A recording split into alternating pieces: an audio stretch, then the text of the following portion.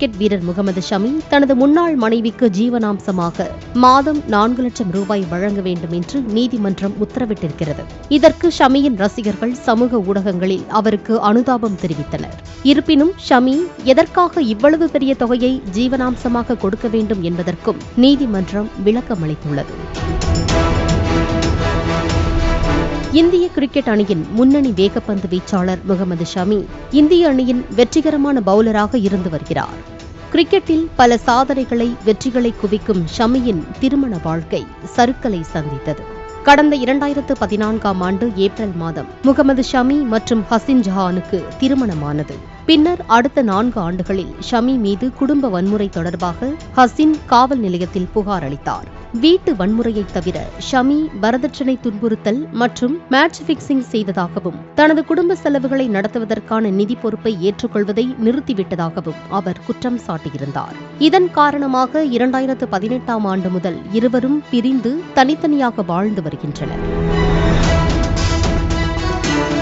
இதைத் தொடர்ந்து அவர்கள் இருவரும் விவாகரத்து பெற்று பிரிந்தனர். அப்போது முகமது ஷமி தனது மனைவிக்கு 50,000 மற்றும் மகளுக்கு 80,000 என 1,30,000 ரூபாய் மாதாந்திர ஜீவனாம்சம் வழங்க வேண்டும் என்று அலிப்பூர் நீதிமன்றம் உத்தரவிட்டிருந்தது. ஆனால் இது போதுமானதல்ல என கூறி ஹசின் உயர்நீதிமன்றத்தில் மேல்முறையீடு செய்திருந்தார். இந்நிலையில் வழக்கை விசாரித்த கொல்கத்தா நீதிமன்றம் ஹசின் ஜஹானுக்கு 1,50,000 ரூபாயும் மகள் ஆயிராவின் பராமரிப்பிற்கு 2,50,000 என மொத்தம் 4 லட்சம் மாதாந்திர ஜீவனாம்சமாக வழங்க உத்தரவிட்டிருக்கிறது. அதாவது பராமரிப்பு செலவு 1,30,000 இருந்து 4 லட்சமாக உயர்ந்துள்ளது. இந்த செய்தி வெளியானவுடன் ஷமியின் ரசிகர்கள் சமூக ஊடகங்களில் அவருக்கு அனுதாபம் தெரிவித்தனர்.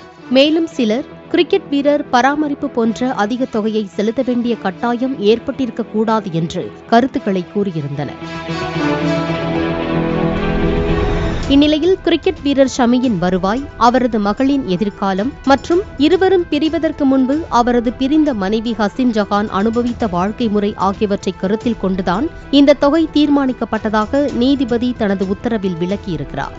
மேலும் கணவரின் வருமானம் மற்றும் அவரது வருவாய் ஆகியவை அவர் அதிக தொகையை செலுத்தக்கூடிய நிலையில் இருப்பதை காட்டுகின்றன. மேலும் திருமணமாகாமல் தனது குழந்தையுடன் தனியாக வாழும் மனுதாரரின் மனைவி தனது திருமணத்தின் போது அனுபவித்த சமமான பராமரிப்புக்கு உரிமை உண்டு. எனவே இது அவரது எதிர்காலத்தையும் குழந்தையின் எதிர்காலத்தையும் நியாயமான முறையில் பாதுகாக்கிறது என நீதிமன்ற அமர்வு கருத்து தெரிவித்துள்ளது. மேலும் அதிகப்படியான நிதி நிவாரணம் வழங்குவது குறித்த கேள்வி எழுவதில்லை என்பது உண்மைதான் என்றாலும் மிக குறைந்த தொகையை வழங்குவதையும் ஏற்றுக்கொள்ள முடியாது என்று நீதிபதி கூறியுள்ளார். அது மட்டுமின்றி இந்த தொகையுடன் 2018ஆம் ஆண்டு முதல் கணக்கிடப்பட்டு பாக்கி தொகையையும் செலுத்த வேண்டும் என நீதிமன்றம் தீர்ப்பளித்திருக்கிறது. இதையடுத்து பராமரிப்பு தொகையாக 4 லட்சம் ரூபாயை இறுதி செய்ததற்காக நீதிமன்றத்திற்கு ஹசின் ஜஹான் நன்றி தெரிவித்தார்.